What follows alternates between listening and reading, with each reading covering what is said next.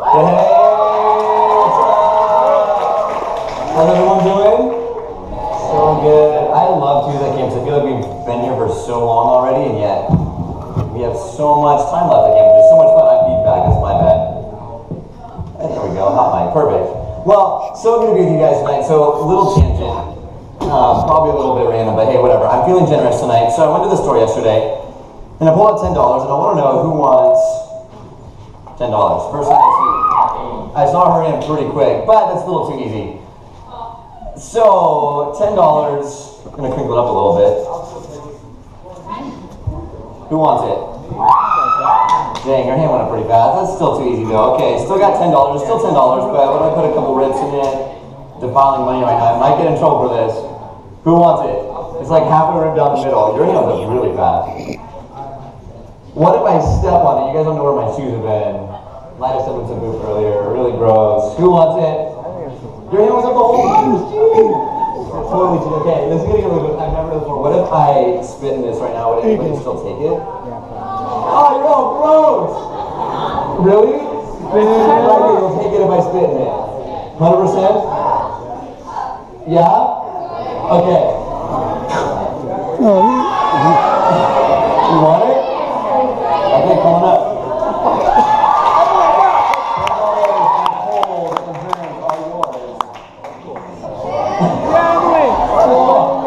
Don't high five her, she has my germs now. Now that I've completely derailed all of us. Let's go ahead and pray, guys. And just like we did last night, I would just challenge all of us. Let's go ahead and put our hands open like this in receptivity to what God has. I was realizing this evening, before I came up here, that I think we're going to get to talk to God. And like we literally did it, just ask God to be in this space now, and that's really cool. So let's go ahead and pray. Jesus, I thank you for camp. I thank you for fun. I thank you for field games. I thank you for a place to just be together and to have fun. And God, I pray for tonight, Jesus. I pray that your words would be spoken. God, the things of you would be forgotten, only the things of you would be remembered, Jesus. And so we come before you in receptivity, asking, Jesus, that you would meet us in this place. God, we love you. Let me pray. Amen. All right, story time. So, this story has to do a handful of years ago. Me and one of my good buddies, we actually worked at camp together. We lived in Davis together. I went to school at UC Davis. And we were getting ready to hang out. He's like, hey, I have a free Saturday. We should do something. And so he's originally from Minnesota, so he's not really from around here. And I was like, well, we can go to San Francisco, because San Francisco is always fun. Yeah. And so I was like, okay, let's have a day in San Francisco. And I've been to San Francisco a whole bunch of times. And it's like, we got to spice it up a little bit, right? This is kind of boring if you just go and do all the touristy things. It's like, what can we do to make our time in San Francisco even more fun? And so something that you might not know about me, I love wearing a banana suit for a reason. I found one at a thrift store one time. I was like, banana suits are awesome, and so I'd wear it all over the place. And so I decided that me and my buddy were going to wear banana suits as we went to San Francisco for tourists. Like, why not, right? And so me and my buddy, we get to San Francisco, and we put on our banana suits and start walking up and down the streets. And at first it was like super awkward of like, people are staring at us and I don't know what to do and I feel really uncomfortable. But then it became really funny to walk up and down the streets and like make awkward eye contact with people. And so they like look at you and then they feel awkward and they like put their head down, they don't want to acknowledge you and they keep walking. Well, in San Francisco in itself, you guys have been there and you visited, I'm sure a lot of you guys. It's kind of a place where street performers or random side acts or kind of thing, like there's the Bushman that was there, I would jump out and scare people, or there's like the little Tin Man that like does cool like dancing moves and the robot and stuff. And so after a while, we're on Fisherman's Wharf, me and buddy, they thought that we were just like another attraction. So people would like come running up to us and like take pictures with us. And so it's towards the end of our day, and I got a picture here. You guys want to throw this on the screen? This is me and my buddy. And also, you might see there's a little caramel apple there. We thought it was the funniest thing that we were in banana suits eating apples. But any NBA fans, does anybody know who that is in the middle there? It's kind of hard to see. Really tall guy, any guesses? Shout out. Andre Drummond. So Andre Drummond, he's the starting center for the Detroit Pistons. And so, I kid you not, me and my buddy, we were in San Francisco on Fisherman's Wharf in our banana suits, because why not? And out of nowhere, Andre Drummond comes up to us, him and his girlfriend, they're like, hey, can we take a picture with you guys? And I was like, wait, what? You like make over $1 million a year. You're the starting center of an amazing basketball team, and you just asked to take a picture with me? And so Andre Drummond, you can see he's really tall, he's 6'11". He comes up to me and my buddy, puts his arms around us, and like asks to take a picture with me and my friend in that moment. And in that moment I felt two things. One, I felt super cool. It's like, this never happens. Like a celebrity just asked to take a picture with me. Like I didn't ask him, like he asked me. But then I also felt like really out of place. And I was like, this is really weird. Like this doesn't happen. Like I felt so insignificant. I was like, you make over $1 million a year and you're asking some little chump up the street in a banana suit to take a picture with you? Like why would you ever do that? Banana suit, maybe. But in that moment, track with me, in that moment, I felt this tension inside of me of I'm not worthy to be in this photo. I'm not worthy of Andre Drummond posting this on his Instagram feed, which he did, which is pretty cool. But I felt out of place. And it's a little bit of a stretch, but I want you guys to track with me. I think sometimes, if we're honest, we kind of have that same feeling of, man, like, I wish people would notice me. I wish people would ask me to take a picture with them, but I feel too insignificant. I want you to think about your relationship with God, or think about God and the creator of the universe, and to think about what would it mean if God said, hey, I want to be with you. I want to put my arms around you, and I want to be associated with you. And if you're like me, you kind of feel a little insignificant thinking about that. You feel unworthy to be in that place where God's like, hey, like, I want to get to know you. I want to be with you. You are significant. If you guys have your Bibles, I want you to turn with me. Luke 15. Right, we're going to be in this passage all week. You guys are getting familiar with it. Luke 15. Turn with me. We're going to look through this together. We're going to read the verses together. I want you guys to flip there on your own. I want you to see the words on the page here. Luke 15. We're going to be at the second story in this passage we've been looking at. And so Luke 15, right, we remember the context, right? Jesus traveling to Jerusalem, and he sat down to have a meal with the sinners, with the tax collectors, with the lowlives, with that group at school that nobody wants to sit with, right? And Jesus says, okay, I'm going to come, and I'm going to be a part of you guys, and I'm going to sit with you, and I want to get to know you. Right, and then we remember the God squad comes rolling up and like, Jesus, what are you doing? And Jesus says, let me tell you 3 stories. And we get to the second story tonight. The parable of the lost coin, which, as we remember last night, should be called the parable of the found coin, because that's the point of this. And so we read here, starting in verse 8, Jesus is saying to them, he says, or what woman having 10 silver coins, if she loses one coin, does not light a lamp and sweep the house and seek diligently until she finds it? Right, so Jesus kind of sets this stage, right? Yesterday we talked about the shepherd and the sheep, and now we kind of have this whole different scenario. We have this picture of this woman who's in her house, and it says that at night she's counting up her coins, she's counting up her possessions, she's counting up all that she has. And it says that she has 10 coins. And as she's looking at them, she's gazing at them, she realizes she's missing one. Now to us, it's kind of like, oh, a coin, no big deal, like a penny, a nickel, a dime. I don't ever use this, right? Who wants change anymore? You do. Maybe I'll give my spare change to you. But for this woman, see, a coin in that day, this would have been equivalent to about a day's worth of work. A full day's wages. The fact that she only has 10 coins, this might mean that this is all that she has. This is what she has to live off of. This is what she has to survive with. And when she loses this, she says, what am I going to do? I have to search for this. It's like if you've been like doing a school assignment, right? And you've been typing all night on this paper that's due the next morning, and all of a sudden you forget to save it and your computer crashes and you lose a full day's worth of work. And you're like, my life is over. Right? And you start panicking, and you're like, I gotta get this back, and so you try everything, and you restart your computer, and you try this backup file, and you restart Microsoft Word, so you're hoping that it like auto-save, and it didn't auto-save, and your heart sinks, you're like, I put all that time and effort and energy in, and it's just gone. And this woman in this moment, she's kind of just, all of my hard work is just gone like that, and so what does she do? She searches for it. It says she lights a lamp, and she searches throughout the house. Burning oil for someone who only had 10 coins, that would have been costly in and of itself, but it was worth it for her to risk wasting her oil to look for this coin. And so she's searching high and low, and she's sweeping the floorboards, and she's looking in between the cracks of the floors, and she's saying, where is this lost coin? And she's searching everywhere for this coin.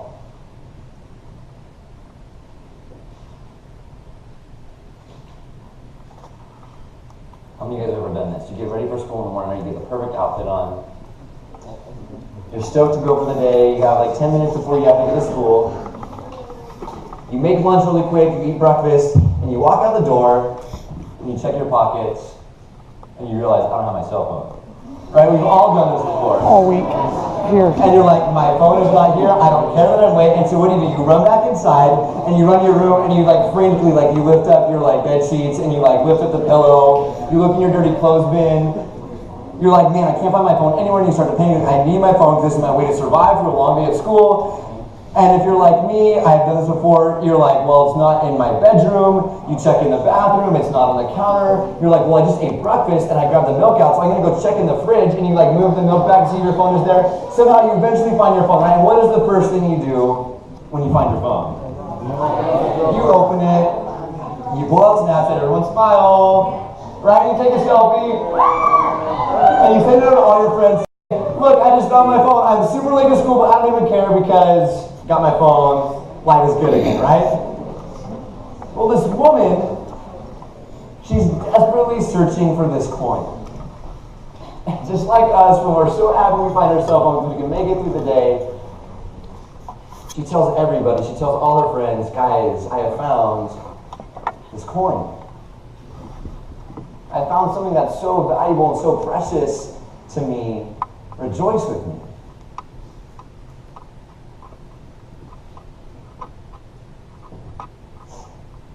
And so what does this mean for us? A couple things I want to point out in this story. The first one is this.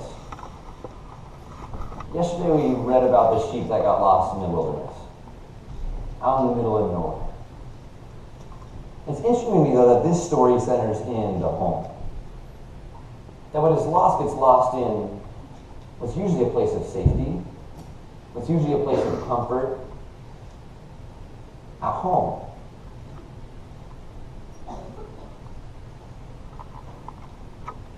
I think for some of us, we think about our lives, and we're here at camp, and we can't relate so much maybe to being lost in the wilderness or to wandering off, but we can relate to the fact of being lost at home. Being lost around the people that are most important to us, that are the most special to us, that feel like they should know us the best, and yet we feel the most distant from them. I want you to realize that Jesus is telling this story, and he's sitting with this group of people that are the outcasts and the marginalized, the people that nobody wants to pay attention to, and he's saying, what does it mean to be lost at home? The second thing I think is really cool about this story is the fact that you think about the sheep, right? The sheep had to get lost on its own accord. The sheep, whether it wandered off or whether it just got lost, somehow the sheep on its own got lost and the shepherd was there to find it. But a coin can't really lose itself, right? A coin doesn't have any willpower to move or to get lost. Something or somebody or some circumstance has to happen in order for the coin to be lost. And some of you guys are sitting here and you're thinking, I feel lost, I feel distant, but I didn't do anything to get here. My parents are arguing, my parents are fighting, I don't know what to do, and I feel lost, I'm caught in the middle of it, and I feel powerless. My best friend just came up to me and they said that they don't want anything to do with me anymore, and they've walked out, and I feel alone, and I feel abandoned, and I feel betrayed, and I feel powerless.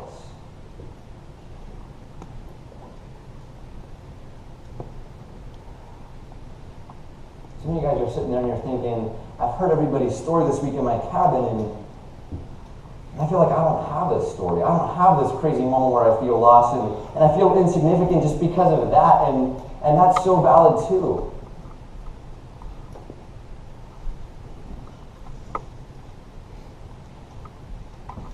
I mean, just like we read yesterday, even though the circumstance is different, even though the context is different, even though it's in a different location, it's in the home and not the wilderness, it's by somebody else doing it, not their own, the result is still the same. The woman finds the coin. The woman searches tirelessly, endlessly, because this coin is so precious to her. And she finds the coin and she rejoices. Right, and then Jesus brings it back to real life. Verse 10. He says, just so I tell you, there's joy before the angels of God over one sinner who repents. There's joy in heaven over one sinner who repents, over one lost coin who's found, over one sheep that goes astray, over one person who feels insignificant and realizes for the first time that they are loved and they are known and they are cared for. That the angels and God are literally rejoicing right now because someone in this room is going to be found. Remember we talked about repent last night, and I said the simple definition of repentance, the super churchy word repentance, what does it mean? To rethink your thinking. To rethink the things that you've always thought. And some of you guys in this room right now are thinking, I'm insignificant. No one would ever ask to take a picture with me. God would never want to put his arms around me and say, hey, I want to get to know you and I want to be seen with you. Some of you need to rethink your thinking of who you are. To realize that you are deeply loved. To realize that God loves you not for what you do, but for who you are. Remember the whole point of Luke, and I'm going to put this verse on the screen again. It's Luke 19:10. And Jesus having dinner again with another outcast of society, and he says, the Son of Man came to seek and to save the lost. To pursue you, to find you because he loves you. The Son of Man came because he said, you are worth it. Jesus came to you to say, I love you. At the very beginning, when I had this $10 bill, I said, who wants it? Every hand went up. Because you realize $10 is $10. You can do a lot with $10. It's a lot of vending machine trips, right? Yep. And then I proceeded to step on this $10 bill and to tear it, to crumple it up. I did one of the most shameful things that we can do in our culture of spitting on something, this absolute act of saying, I want nothing to do with this. And I said, who wants this? And your guys' hands still went up into the air. And you took it. Because you realized the value didn't change. Just because I had stepped on it and I defiled it and I spat into it, it was still worth $10. And some of you guys tonight need to hear the fact that you are worth it. That you are significant. And some of you are coming into this room and you say, yeah, but Jordan, you don't know my past. You don't know the scars that I carry. You don't know the hurt that is deep down inside of me. You don't know the anxiety that I feel every single day when I wake up and my eyes open and I think about facing life. You don't know the pain that I feel at home. You don't know the fact that I feel lost, and it's nothing that I can do, but it's the people around me, and the betrayal that I feel, and the abuse that I feel, and the hurt that I feel. Guys, and I don't know. But I know that you're worth it. I know that God looks at you right now and he says, there is nothing that has been devalued about you. I see you as my son. I see you as my daughter. I love you and I am searching for you and I want to find you because you're worth it. And I want to ask to take a picture with you because you are so special to me. And so tonight, I want you to think about What ways do we need to rethink our thinking? Which way in your identity and who you are do you need to rethink your significance? Do you need to rethink your value? Do you need to rethink the fact that God is pursuing you? Just like this woman pursued this coin that meant the world to her. Because you guys mean the world to a little baby boy who dared to live among us and put on flesh, that suffered death on a cross to beat and conquer the grave, to say, I want you to know that you can have life in me. In God's love, we are never insignificant. What would it look like to rethink your thinking and say, God, here I am. I feel lost. And to allow God to come and say, I love you. Jesus. It can be so easy to say these words, God, and it can be so easy to hear that I'm significant, that we're significant. God, but I pray that it be more than just words, Jesus. God, the cry of my heart is for everybody in this room to know, God, that they are significant. God, that you love and pursue us. God, pursue us tonight, God. Show us a new glimpse of who you are. God, help us to rethink our thinking as we understand what it means to be a son and a daughter of the King, of you, God. In your name we pray. Amen. We got to dismiss.